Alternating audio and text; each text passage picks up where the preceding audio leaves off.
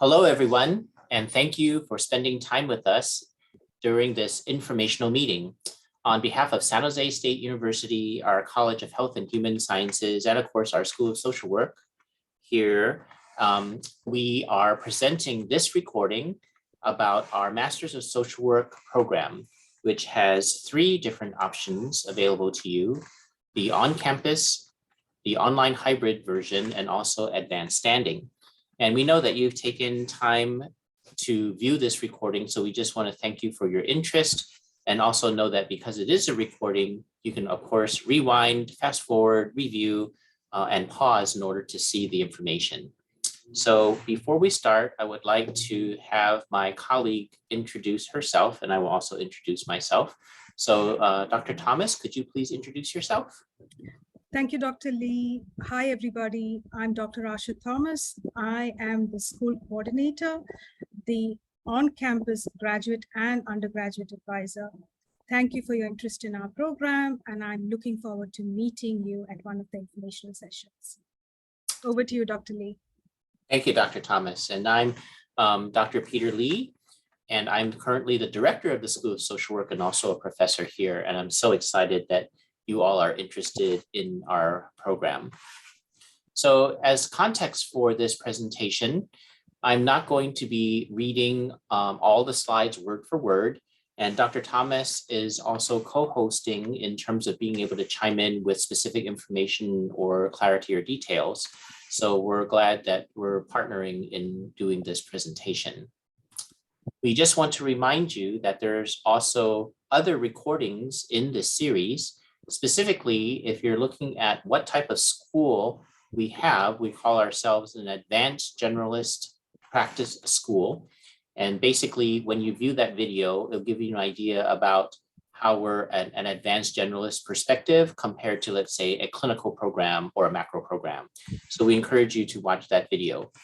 At the heart of our mission is the Transcultural Perspective, which is our version of our diversity model. And when you view that video, it'll give you an idea about the components, which probably are not new to you as individual elements, but the way that we package them is something that we use as a lens in order to not only see social work and practice, but also other experiences that we have in life. And then the third video that we want to refer you to is that for those who are interested specifically in our online hybrid MSW program, there are specific details that you would benefit from learning by watching that video. Dr. Thomas, where would we find these? I think these are on our website as well. They're on our website, yes. Okay, and then of course you can look at these links and find them from this presentation. Okay, so we wanted to also give you an update about COVID, and now we're almost 2.5, almost 3 years into pandemic.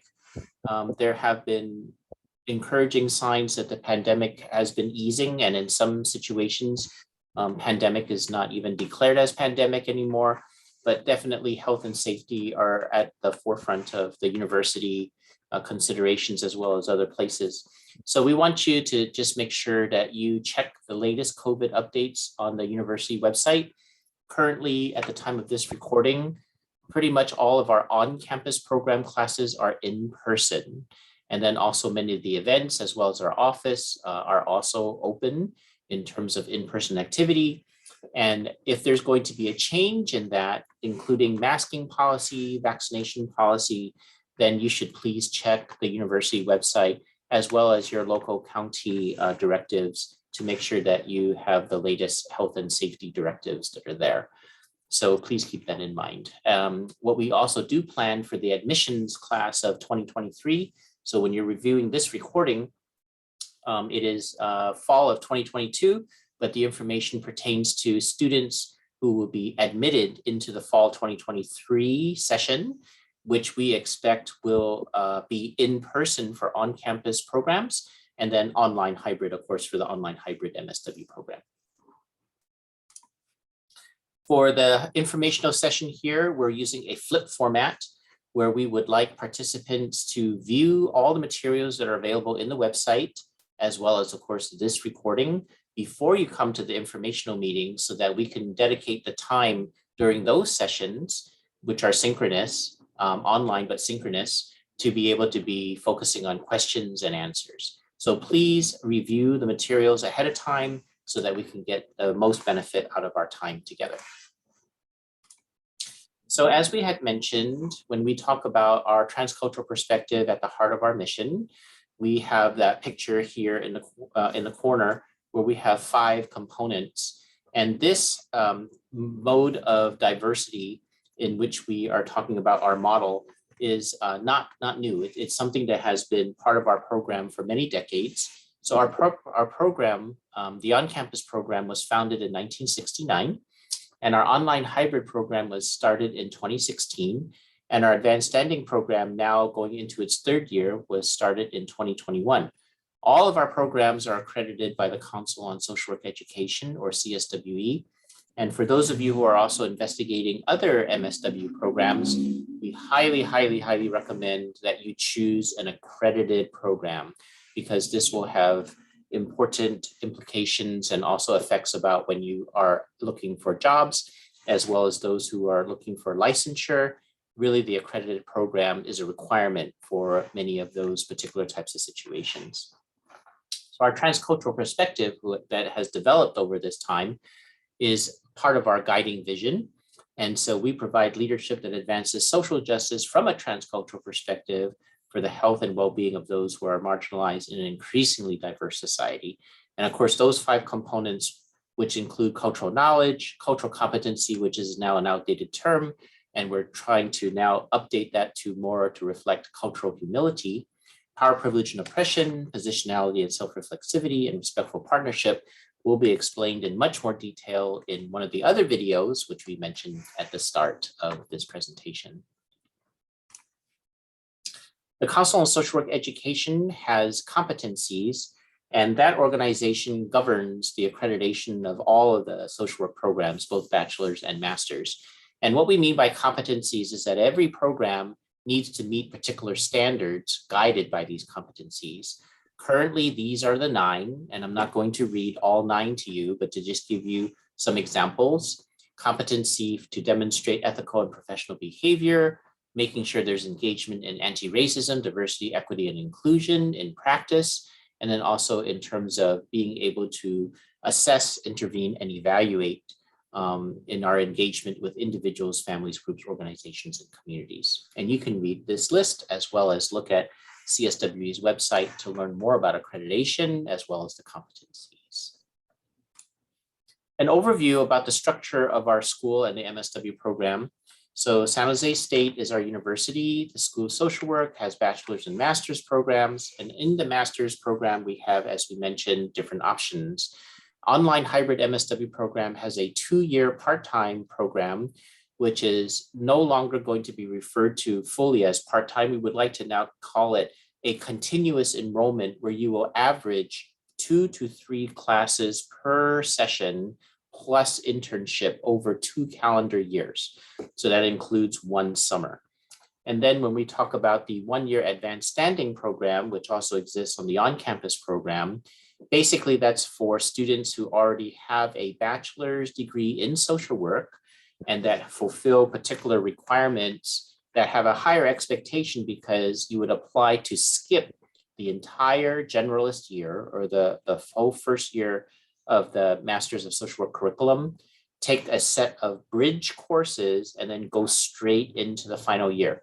So it is some time and cost savings, but at the same time in our school, we're looking for folks who have extraordinary accomplishments in the bachelor's degree, as well as other type of preparation in order to qualify for advanced standing.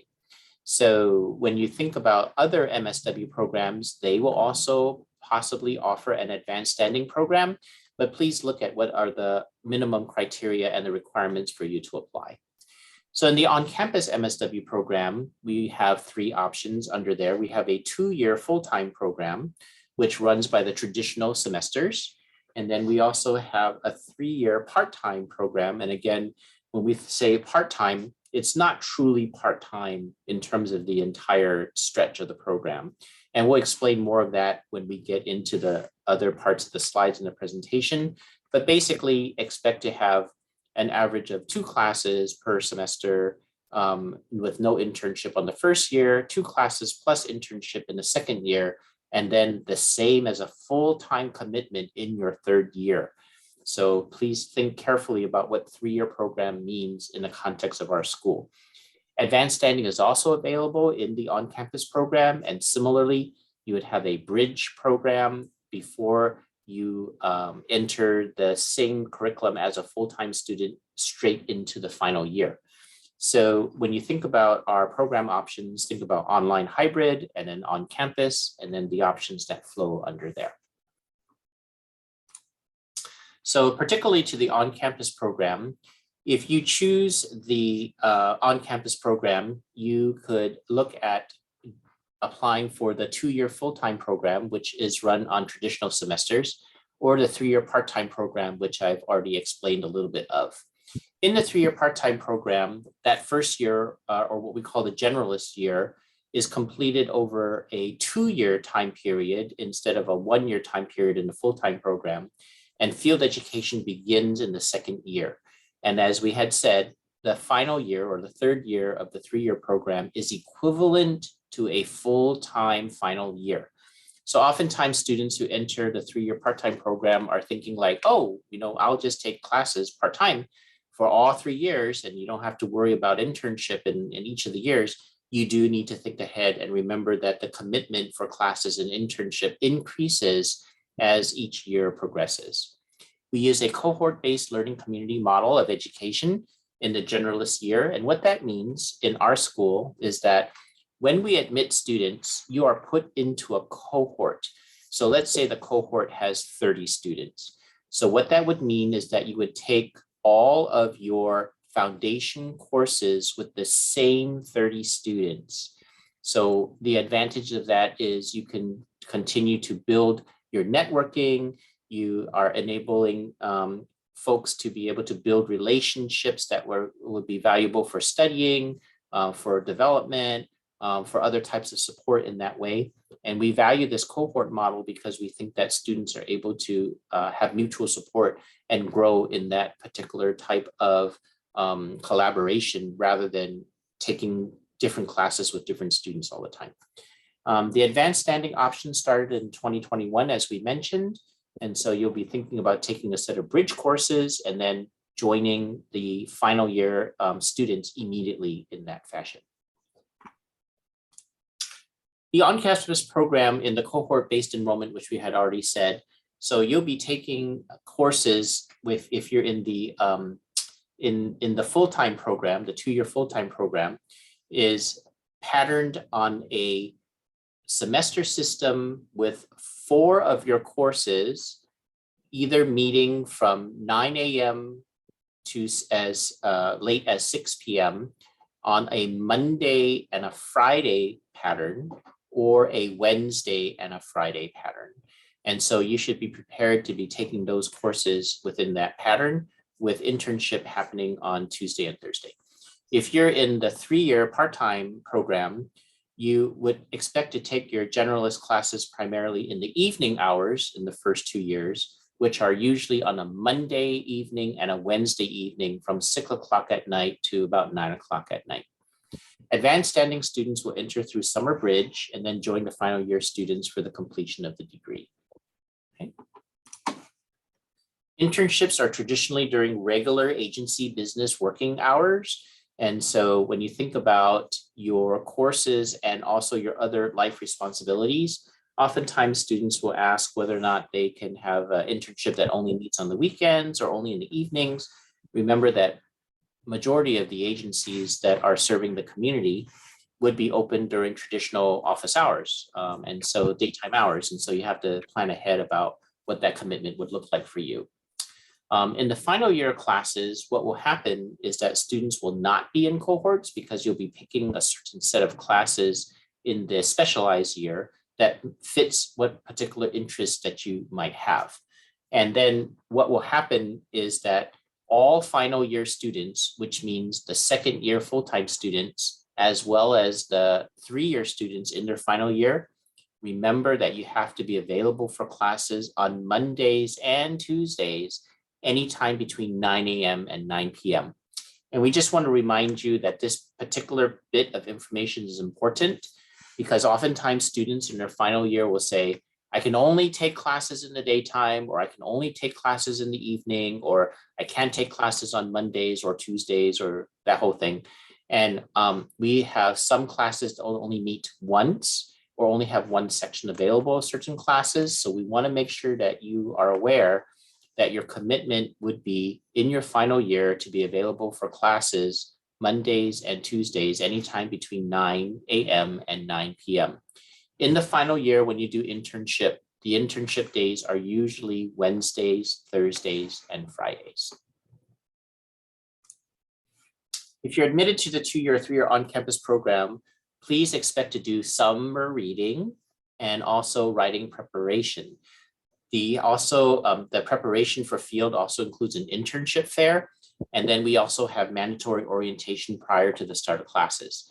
Now you'll see in there that it says it's as many as 5 days of mandatory orientation. And oftentimes applicants and students will say 5 days, what do we do for 5 days? And so this is not a repeat on each day, which you choose one of the 5 days. It's 5 days, up to 5 days of full training, discussion, preparation, which involves the overview of our program, as well as discussing diversity and our transcultural perspective model, as well as field education training. So think about ahead as you are considering which program to go to. We have found that the front loading of information and preparation as much as we can in the orientation benefits students later on, rather than trying to parcel that out throughout the semester. So please be prepared for a full preparatory experience if you come to our program. If you're admitted to advanced standing, please also expect to complete the summer bridge courses in addition to the reading and the writing preparation, because that will make sure that you have been prepared in your foundation or your generalist year, so that as you introduce yourselves to us, as well as we get to know you during the summer bridge curriculum, then we make sure that you are going to be prepared for the final year of classes, which you'll go straight into. Again, there's mandatory orientation for the advanced standing students, as well as joining the rest of your incoming class for the activities that they will be doing for their orientation. The exact format, sorry. Just want to say the exact format and length of the orientation are still to be determined, but we will have those details by time admissions is completed. Dr. Thomas? Yeah. Dr. Lee, I want to interject and just say that, just to summarize all this information is that, as an advisor, I most often see students, struggling with the time commitment this program takes, So while we often look at, how much financially the program will cost, we may not look at the time commitment. It is a rigorous program. Time commitment is expected, from the students. Please discuss it, think through that carefully, and then, make that judgment call of how much time do I have. And there's reading, there's field assignments, there's orientation. So plan accordingly. Yes, and that is also on top of maybe other life responsibilities that you all have. Caregiving and, all the other life commitments we have, right? Mm-hmm. Thank you. As mentioned, attending graduate school involves significant financial planning, as well as the time commitment. So please visit the Bursar's Office webpage for the latest fees and tuition. Now, this Bursar's Office page will talk about what we, for the on-campus program and what we call general session fees in that way. And in this presentation, we'll also be talking about the difference of the fees in the online hybrid MSW program, as well as the on-campus. But the Bursar's Office is a great place to start in terms of planning for your tuition. So let's talk about the online hybrid program. So the online hybrid MSW program has another video recording that will be helpful for you to view. So we had mentioned that at the beginning of this presentation, so please do that. So it is a 1 year or a 2-year online program that requires continuous enrollment through those academic years, including summer enrollment for both of those programs. Currently, we're only accepting students in this particular program in California, meaning that if you're admitted, online students must be able to study and complete internships in California. The academic courses are completed online, both synchronously, when you will be with your classmates and the professor, as well as asynchronously, meaning that there is a lot of independent study, as well as preparation and writing and homework that you have to do that is not done concurrently, but is done asynchronously on your own. So the courses are going to be meeting synchronously on weekday evenings so that you can also plan ahead in that way. Those are for the synchronous sessions. So this is designed for a little bit more flexibility pertaining to students who have to keep a daytime job or have other responsibilities. So that's why we schedule those courses on the weekday evenings. Field education, however, is still traditionally completed in person and at an agency in your geographic location and during business hours. So why we want to make sure that we emphasize this part is because San Jose State University, of course, is located in the San Francisco Bay Area, heart of Silicon Valley, that particular geographic location. And sometimes online students are asking, well, does that mean I have to do my internship in San Jose or in the Bay Area? So no. So what would happen is we have had students far north as, for example, Redding, Eureka, those areas, as far south as San Diego, and then also in the valley, like in the Fresno area. And so what would happen is your classes will be online, so you can connect from there.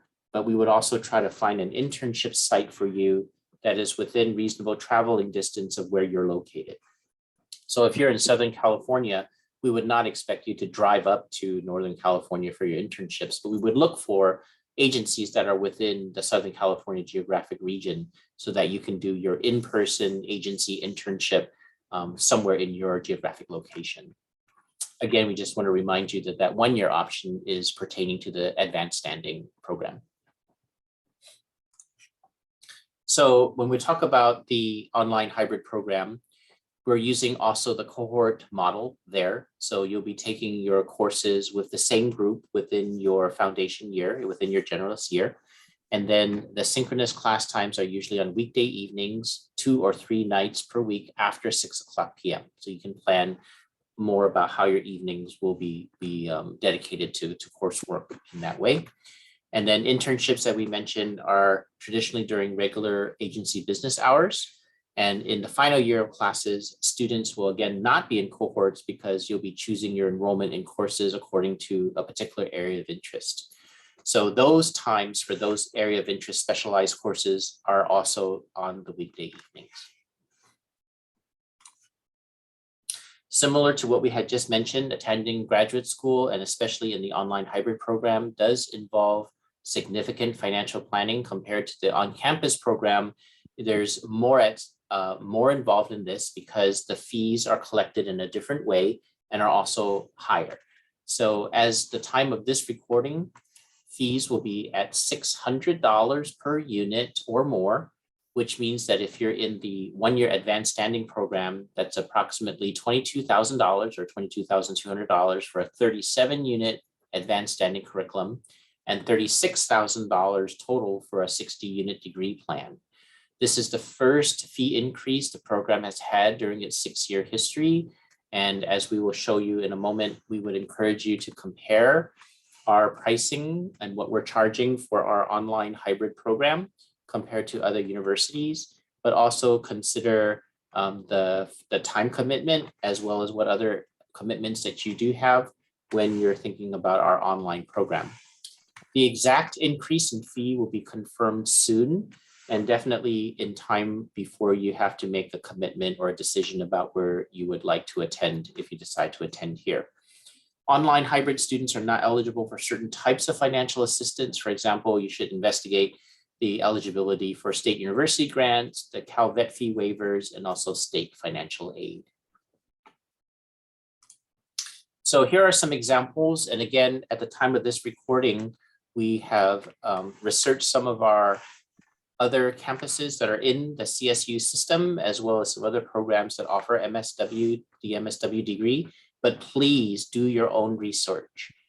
You can investigate for yourself. whether these figures are updated or have changed, and how you're going to be doing some, not just cost comparison, but perhaps some of the curricular elements that you're looking for in an MSW program.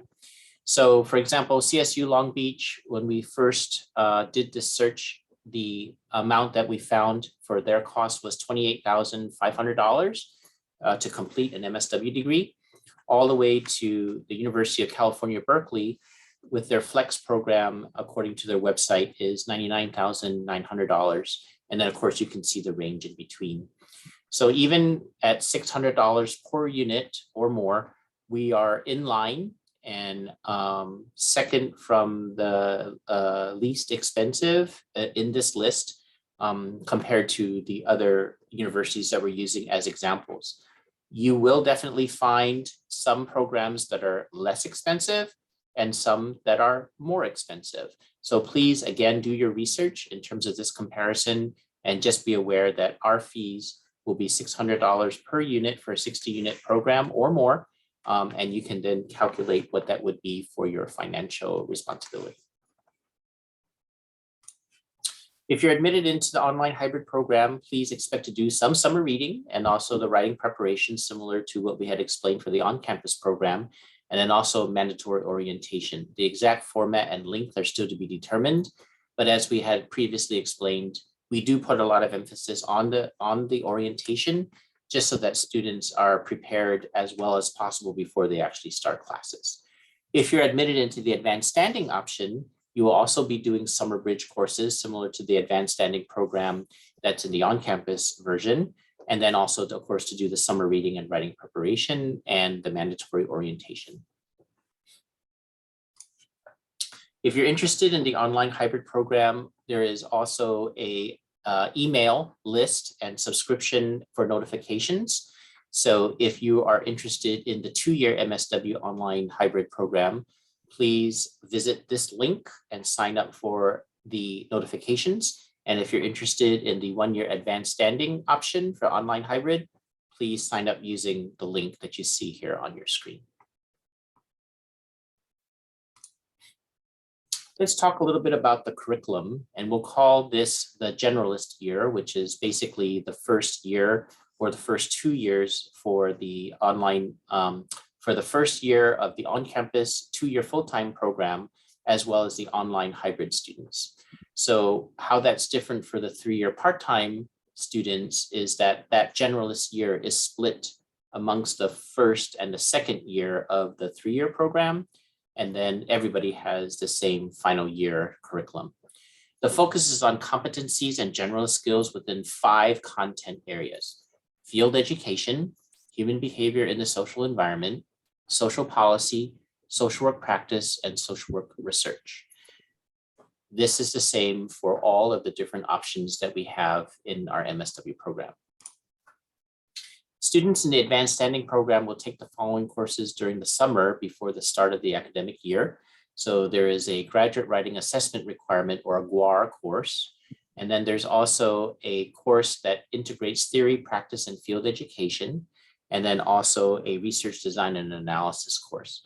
So again, these summer bridge courses are going to be offered to the advanced standing students for both those interested in the on-campus option as well as the online hybrid option.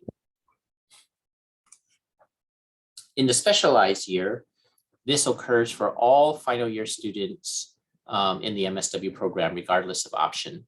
The focus is on competencies and specialized skills within one concentration, our transcultural multi-systems concentration.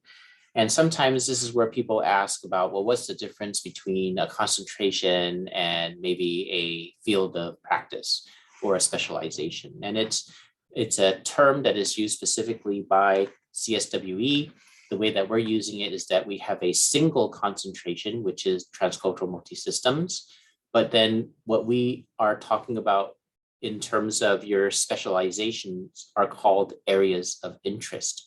So our 3 areas of interest include mental health, children, youth, and families, and health and aging.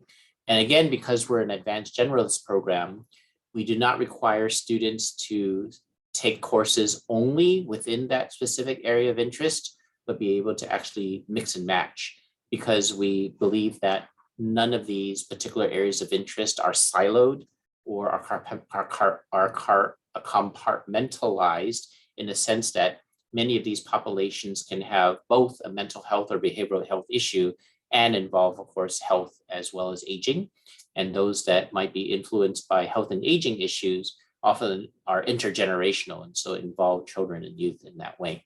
So we call our particular areas of interest these, whereas other MSW programs might call them separate concentrations or separate specializations. Dr. Lee, I think what we're trying to say is that we train our students to work in any area where social work interventions are required or is being practiced, right? So you can go to any area and work in that particular area of interest. And we see them all as interconnected. Yeah? Yes, and that's also a great reminder because oftentimes we'll get a question, for example, it's like, so if you're an advanced generalist program, does that mean I will not be able to learn clinical skills, or what about licensure? And so we want to let folks know that as long as you graduate from an accredited program with a master's degree, all of you are going to be eligible for licensure, the licensed clinical social worker, LCSW, regardless of what type of area of interest or specialization you have, because master's degrees in social work are designed in that way. The other part of it too is that even though we don't advertise ourselves as a clinical program, that doesn't mean we don't have clinical internships or clinical training. Definitely we have many internships either in mental health or behavioral health clinics, in hospitals, as well as other settings that have these particular type of clinical experiences. We also have macro placements. We have had students work for government officials as well as offices that pertain and focus to policy areas as well as advocacy, community organizing. So again, it's not so much that we don't offer a range of these types of preparation or experiences. It's just that, again, our focus is on advanced generalists in that way. And we're not a clinical program, exclusively a clinical program. Yes, we are not exclusively a clinical program. Thank you. So there's additional curriculum that's offered in our MSW program. The Pupil Personnel Service Credential, or PPSC, is for students who are wanting to specialize in being in schools, pre-K through 12, as a social worker. And so the PPSC is required to be a school social worker in many of the school districts. And our program is only for California residents, and it's currently only in our on-campus program. It's not available for advanced standing students. And for those of you who are in advanced standing or going to be in our online hybrid MSW program, we do have a postmaster's PPSC option. So even though you might not be able to do the PPSC concurrently, you will still have an opportunity to earn a PPSC afterwards. We also have the Title IV Child Welfare Training and Stipend program for those who are focusing on preparing for a career in child welfare.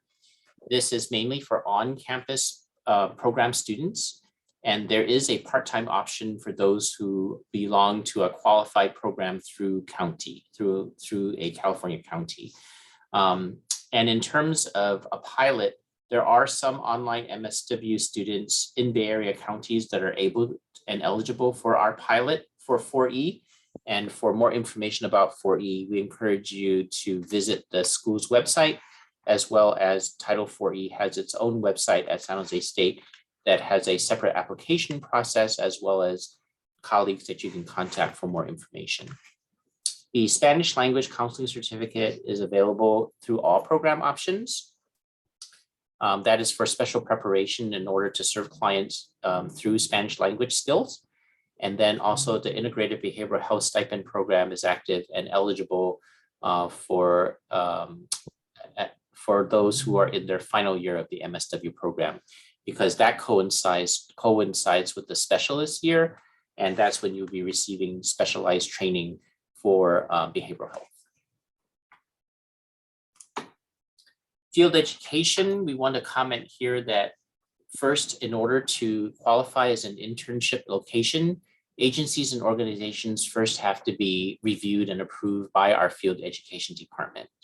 And so if you're thinking about an organization either that you're familiar with or that you're working in, and you're hoping that that might be a possible location for internship, you should check with our field education department to make sure that they are on our approved list.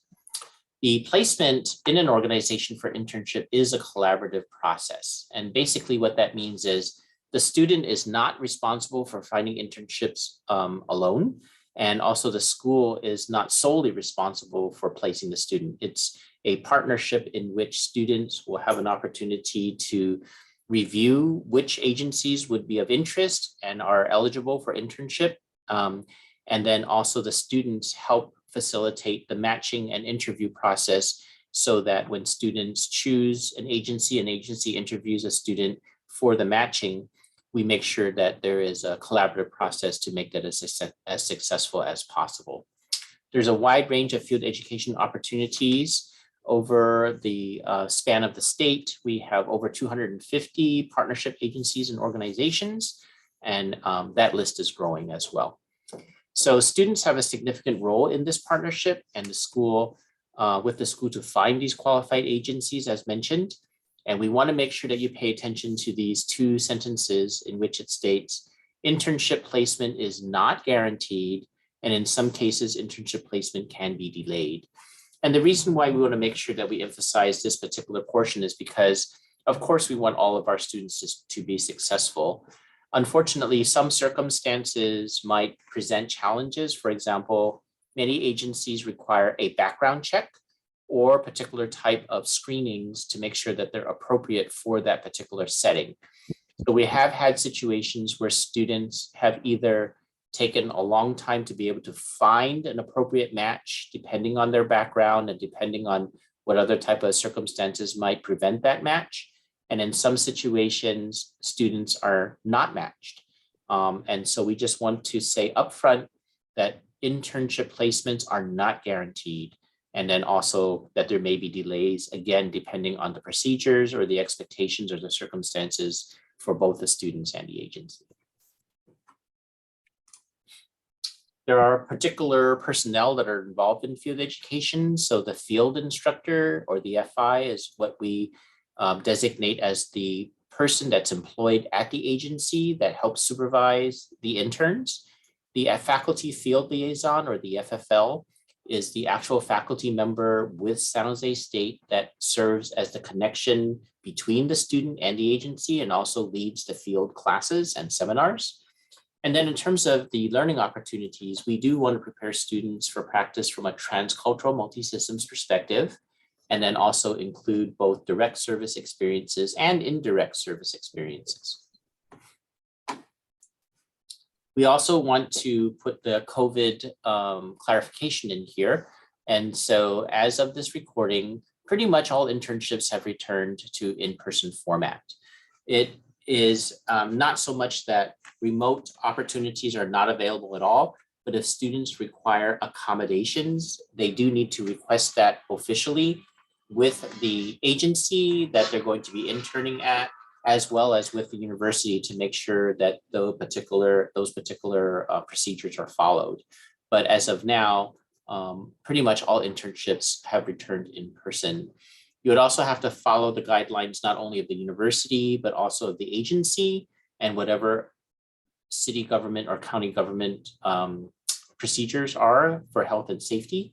And then in terms of where we want to make sure that there is a meeting of competencies in your training, currently on the books, we require 1,200 hours of internship over 2 academic years. So for the on-campus 2-year full-time students, as well as the online hybrid students, that's 2 years. Remember that the 3-year part-time on-campus students, your field internship doesn't start until your 2nd year of the program. So the 2 years refers to your 2nd and 3rd year in the program. That's where you do your 2 years. Now, CSWE has, because of COVID, reduced temporarily the number of field hours that needs to be completed.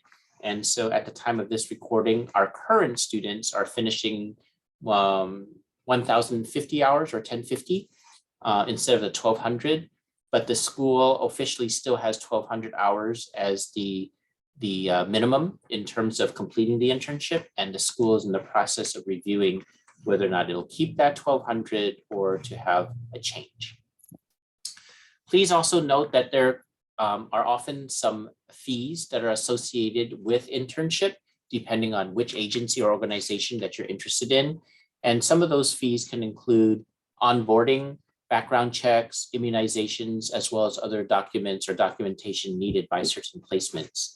So students, please be aware and plan ahead for potential added fees, which can range from anywhere $40 to $200 per agency's request. And again, a reminder that placement is not guaranteed. We're going to be using some of these comparison grids now to explain a little bit more in detail and in this format, some of the information that has already been presented. So hopefully this will present a little bit more clarity as well as comparison for you depending on which option you're considering. So in the on-campus program, the length of field education is 1,200 hours, and it's the same total as our online hybrid option. However, those 2 years of field hours are divided differently. So in the on-campus program, it's 480 hours in the first year, or an average of 16 hours per week, and then 720 hours in the final year, or 24 hours per week. And you can see there the typical internship days are Tuesdays and Thursdays in the first year, Wednesday, Thursday, and Friday in the second year. In the online hybrid, it's divided 600 hours per year, and it's a minimum of a 2-day commitment per week in that way.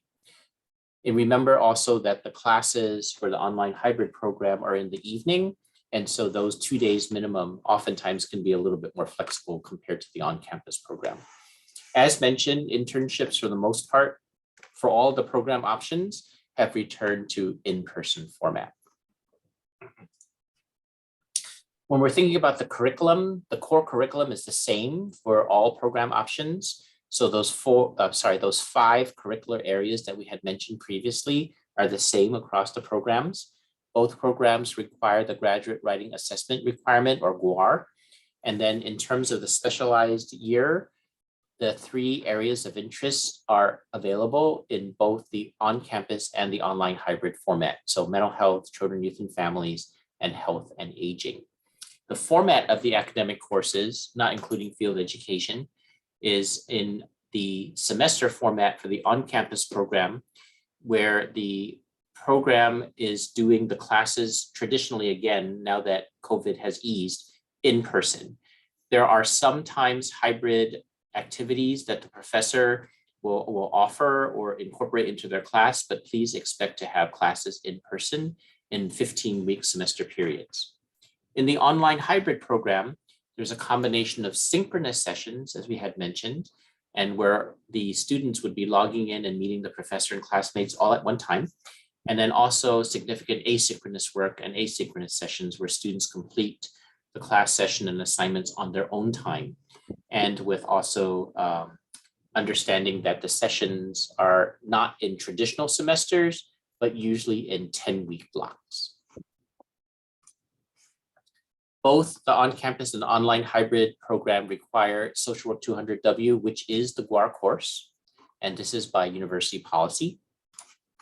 And then when you do the cost comparison, the on-campus program, depending on the 2-year or the 3-year program, so according to the bursar's office at the time of this recording, it's $4,666.50 per semester. And then so an estimated cost of $18,666 if you're in the full-time program. And then it's $24,986 if you're in the 3-year program on campus. This fee estimate includes only registration fees. It does not include fees for books, other educational costs, or of course your own living expenses and personal expenses. In the online hybrid program, at the time of this recording, we want to let you know that it will be $600 per unit or more, and we hope to have a confirmation on the exact price soon. So the total estimated cost is $36,000 or more. But we also want to point out that there are elements of cost saving given the living expenses and travel differences. So for example, when I've had this discussion with colleagues, they would say, wow, the on-campus program, that's still very affordable, especially for a state university system, you know, $18,000, $24,000 or almost $25,000, and then $36,000 for an online program. But remember that in the online format for your classes, you would be saving costs on gasoline, you would be saving time element in terms of the travel. And then if you're also living in an area that is not quite as expensive as San Francisco Bay Area or Silicon Valley, all of California is ending up to be fairly expensive. But you might be living in an area where housing costs or rental costs or what have you are not quite as expensive. And you could be connecting then in an internship that is geographically close to you, and then of course, connecting into your classes online. So that's what we're thinking about, where the cost savings could be. And it might end up being more economical compared to the on-campus program because of the cost and the time savings in that manner. So again, these costs do not include books, other educational costs, or living and personal expenses. And please continue to do your research, especially in the comparison of costs, as well as what other expenses you might incur as you're going to school. The other opportunities for training and credentials and certificates. So in the on-campus program, the Integrated Behavioral Health Program for final year MSW students, PPSC, Spanish language counseling, and Title IV are all available. And this is for the on-campus program. In the online hybrid program, they're not all one-to-one match with the on-campus program, but the IBH stipend program is available in the online hybrid program. Again, only for final year MSW students and those that are in the Bay Area, because there is a Bay Area traveling commitment as well as seminars that will be hosted geographically in the Bay Area. There is no PPSC option concurrent with the curriculum, but there is a postmaster's PPSC option, of which San Jose State does offer a postmaster's PPSC program online. The Spanish language counseling certificate is available by examination. And then also the Title IV Child Welfare Training Program only has a pilot going on right now. And that's only with certain Bay Area counties. So you just want to make sure again that you contact the 4E program if you're interested in more details about the options there. In the advanced standing program, both for on-campus and online hybrid, you will basically waive the generalist year. So already if you're qualified and you're admitted into advanced standing, you would forego the entire first year of the curriculum. You would complete 3 summer bridge courses, that's for both there. You would also complete the GUAR requirement, that's in both options. And then in a specialized year, again, when you go straight into that final year, you would choose from one of the 3 areas of interest, with also the opportunity to mix and match courses. Now, where the difference is that when you get into the final year in the on-campus program, your courses are in person. So you would go straight into the specialized year, the advanced year, and your classes are in person. In the online hybrid portion, the classes are not in person, they are online. And again, similar to what we've described, it would be a combination of synchronous sessions where you meet all together with your classmates and your professor, and then asynchronous sessions. And typically, again, instead of the semester format, it is in 10-week sessions. Your field education in both of those programs will still be in person in a location geographically near to you. Advanced standing, so those bridge courses are labeled as Social Work 215, Social Work 243, and Social Work 200W. We had described the course titles to you previously in the recording. And then the writing requirement, the 200W course, covers the GUAR requirement by university policy. There is no concurrent PPSC option in terms of, oh, that's a mistake there. Okay, no, that's not a mistake. Let me just back up on that. So this is still pertaining to advanced standing. So for advanced standing students, there's more limits in terms of what you're able to do for training programs because you're skipping the entire first year. So there is no concurrent PPSC option in either format, on campus or online, for advanced standing. There is no Title IV-E option for you in advanced standing, but you can still benefit from the Spanish language counseling certificate. The IBH program is available because that's pertaining only to final year MSW students. So at least that particular opportunity will be available for advanced standing students. The cost comparison for advanced standing. Remember that the summer bridge program is technically during summer session. So the per unit cost in summer is the same as if you were in the online program. So that's $600 per unit or more. And because there are 9 units in the summer bridge, that's where we get the 9 times the $600 or the $5,400. And then the final year semester fees are what you would find on the bursar's website. So that's paying for 2 semesters. So the total estimated cost is $14,733. For the online hybrid program, similarly, you would start with the summer bridge at 9 units times $600 or more per unit. And then you go straight into the final year. So that's the $600 or more times the 37 units required to finish the advanced standing curriculum. So that calculates out to $22,200. And again, we want to point out that would you please do your own research to make sure about the cost comparison and the potential cost savings, given the living expenses and the travel considerations that you might have compared to an on-campus experience. These estimates, again, only include the registration fees, so it does not account for books, other living and personal expenses, and other educational costs. The internship, so think ahead about if you're in advanced standing, we do follow the same hours requirement for each of the respective programs. So it is 720 hours in the specialized year for on-campus students, and 600 hours for the online hybrid students in the specialized year. So oftentimes we'll get a question about, well, how come it's different? It's because remember, whichever program you choose, you're following whatever is the set curriculum for that final year. Again, internship for the most part has returned in person. So what's involved in online learning? And this is not just for the online program, but for any type of experience, especially when you're in educational programs. But we just want to point out that especially in online learning, you should have strong independent learning skills. You'll be doing quite a bit of asynchronous activity and asynchronous learning. So you have to be prepared for that. Strong time management skills, strong organizational skills, self-motivation, comfortable working with technology, especially since all your classes are going to be using some type of video connection, video conferencing. You'll have to have space in which you're going to have to do this, as well as the technology to enable you to do that.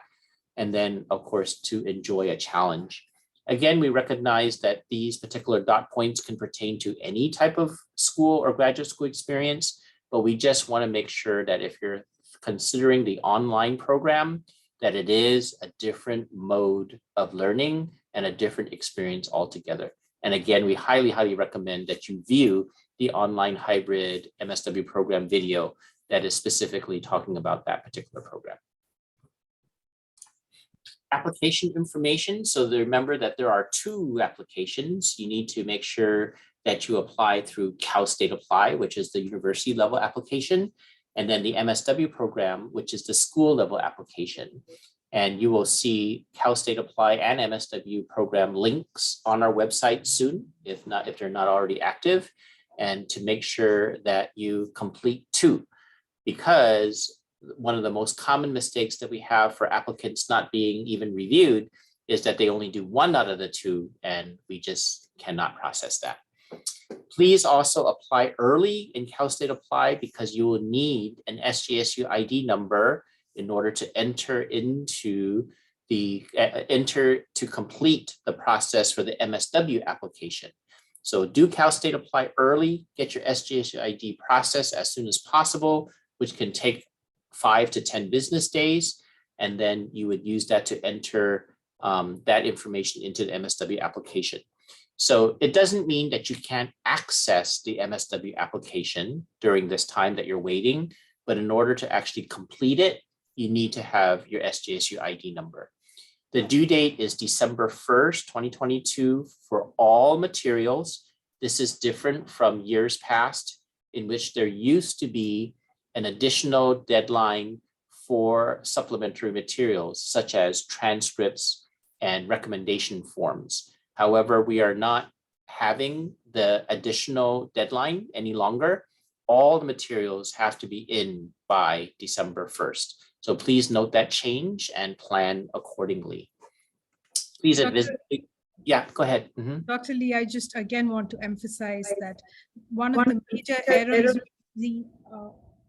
in the application is applicants forgetting to do either one of them.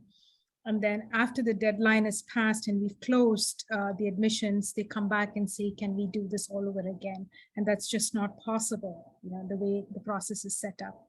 So please, you have 2 applications to complete. Thank you. We can't emphasize that enough. Yes. Please visit the admissions informations page. So that's on our website. You can locate it there.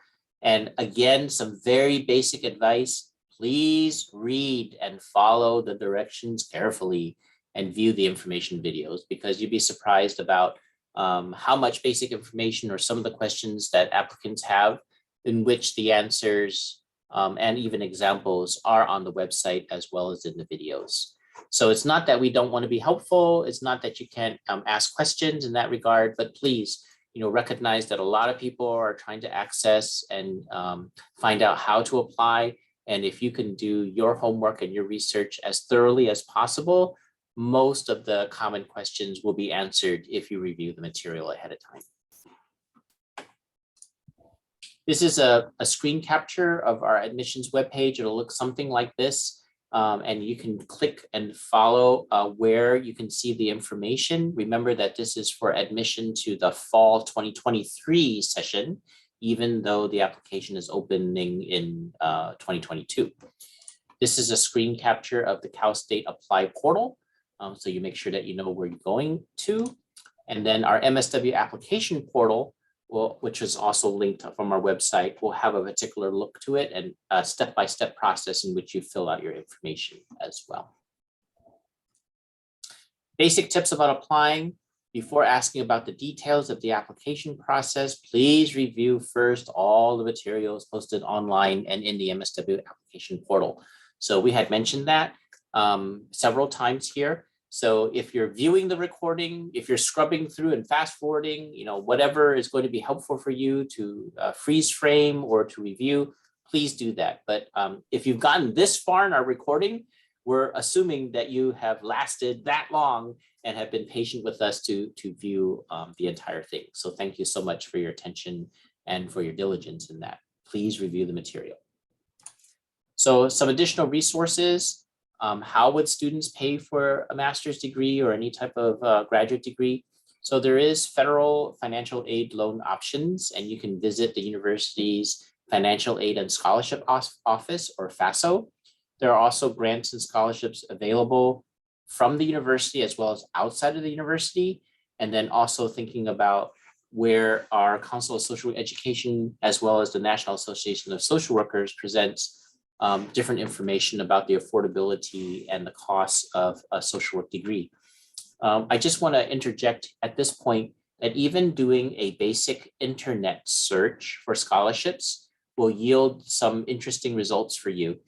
There are generally merit-based and then also need-based categories for scholarships.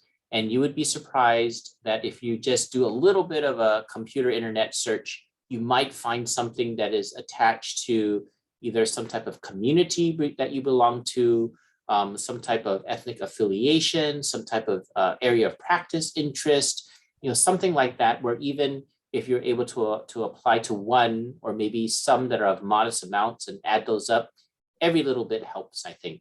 And so if you are wondering about scholarships and grant opportunities, do an internet search and see if you can find something in addition to what the university has for their information. Common questions. What is one piece of advice you would give to someone wanting to apply to the program?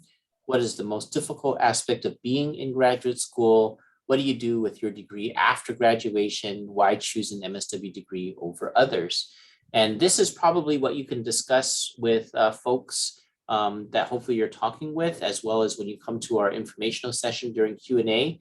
But I would like to ask Dr. Thomas, if you were to pick one of these dot points and maybe one of these that you think you would like to highlight, which one would that be? I think the first one, Dr. Lee, because everyone viewing this video is kind of on the first question, right? What is the one piece of advice you would give to someone wanting to apply to the program? Actually, I'm going to make it two. One is a larger long-term goal kind of advice, that why do you want to do this program? What is it that motivates you to be in the program? And like I said earlier, it's a lot of time commitment, financial commitment, time away from your family and things that are as important to you. So, think through, discuss with your friends, family, mentors, and, prioritize based on what is really important to you. That's one piece of, larger philosophical advice. And the second one is more a logistical, a pragmatic advice. Before you start the application process, review the videos, review the information, make notes, and start early. It takes longer than you think, the entire application process. So start early, do a thorough, systematic, and a strong application. Remember, it is a competition. Thank you. I think if I were to choose one of these dot points, is the one that says, what do you do with your degree after graduation? Okay, folks, I'm not trying to be funny. I'm going to give you some serious advice. Yes. Yeah. If you don't know how to answer that question yourself, what do you do with your degree after graduation? You are not ready for graduate school. And you're definitely needing to do some additional research on your own about why do you want to be a social worker? Why would you want a master's degree in social work? And it's not that we can't answer that question per se, but really because graduate school is such a commitment and it is also specialized education, specialized training, you do not want to come into a graduate program premature. So if you do not know what you want to do with this degree after you graduate, you're not ready for graduate school. I'm sorry to say, but that doesn't mean you can't get ready. And once you do your research and talk to other people about what do social workers do and the exciting, important things that social workers make a huge positive impact on our society, we would love to have you apply. So please do some of that research ahead of time so that you can answer this question on your own. Dr. Lee, that's a very important and relevant point you make, because what you just said is also, I think, the first foundational work to actually starting the application, because these are some of the questions that the applicant will have to think through to respond to the prompts in the person statement. Mm-hmm. Yes. And thinking through this, and that point you made is really powerful. Think through what do you want to do with this degree after graduation? What brought you here? Mm-hmm. And probably even to add to that, why is it that you want to come to San Jose State? Yes. Right. And so we will make some additional comments on that. Let me just advance the slide. So Dr. Thomas and I will have some additional last comments, but before we do that, there's some basic questions about how do I apply? So remember, there's 2 applications. Go to our website admissions page, link to Cal State Apply, as well as link to our MSW specific application. The cycle is open. So Cal State Apply opened on October 1. Our specific MSW application will open soon if it's not already open by the time you view this recording. Do we only accept fall admission? Yes. Currently, we only have 1 cycle of admission with the most of the students starting in fall, so fall 2023. And the exception would be advanced standing students who will start in the summer for the Summer Bridge program. How do I know if I qualify for the program? Please read the basic minimum requirements for you to apply. And then in terms of qualifications, it's not that we don't have, it's not that folks don't have good qualifications. It's really in terms of how much more you might have compared to somebody else, the amount of experience, what your grade point average which reflects your academic preparation, what recommenders are scoring and saying about you, and of course, the quality of your personal statement. So the minimum requirements are listed on our website to apply. And then other than that, do the best you can to raise the scores by writing the best personal statement you can, follow directions, answer the prompts, have it earn as high as a GPA that you can, get the best recommenders you can, and accrue as much experience as you can before you apply. What qualities do you look for in a successful student? It's basically similar to the question that was just prior to this, but we're looking for people who want to make a difference and who are both academically prepared and professionally prepared, or ready for that professional development to become a professional social worker. Is there application assistance? In some ways, yes. We want you to prepare ahead of time, and that's why we're taking the time to make this video, so that when you come to Q&A, you'll be able to answer maybe some of the more nuanced questions rather than the basic questions. You can contact our office for some basic help and clarification, but please put in your preparation so that the assistance that you need are maybe for particular situations or cases, not for the basic information. The acceptance rate in general, historically, has been about 1 in 3, 1 in 4. It just really depends on how many applications we receive each year. The most that we've ever received in an application period is 850. The least we've ever received, is maybe about 450 around that time. During COVID, the number of applications was more modest in there, around 600, 500, 600. But last year, we want to remark, is the first time that we had more applicants for the online hybrid program than we did for the on-campus program. So when you think about what we're able to do, we usually admit between 150 and 180 students per year across both options, both on campus and online. And it really just depends on what that pool looks like. So if you're interested, apply, please apply. And in terms of your chances, it really just depends what that pool looks like at the time of review. Let's see, let me look at the, can current Basdb students apply for advanced standing? Yes. Just make sure though that when we're looking for qualified students, not just for advanced standing, but also for regular program, the more experience, the better that you feel, the better that we know that you are prepared for a graduate program as well as for the profession, the better your chances are to get in. And then in terms of how competitive are the advanced standing program options, we really want to make sure that we do service to the student as well as to the professions and the employers that are going to be hiring you.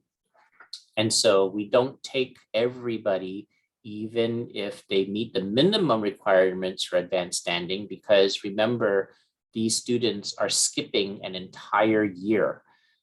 So we want to make sure that those students are prepared, given that they'll be skipping a lot of that material and especially an additional year of field internship.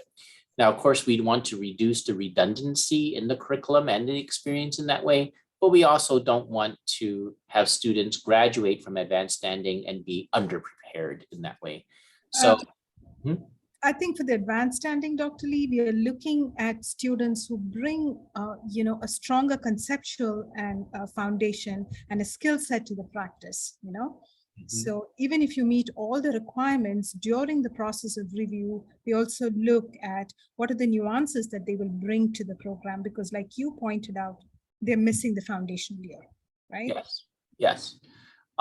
So we've only admitted a handful of students, 3 or 4 in our first couple of years of advanced standing, because we want to make sure that we choose students that will be prepared in the way that you mentioned, Dr. Thomas. And if you're very interested in going into advanced standing, we recommend that you also research other MSW programs that offer advanced standing that might be able to give you that opportunity if we're not able to give you that opportunity. 4E stipend, it just depends on, again, how many people apply.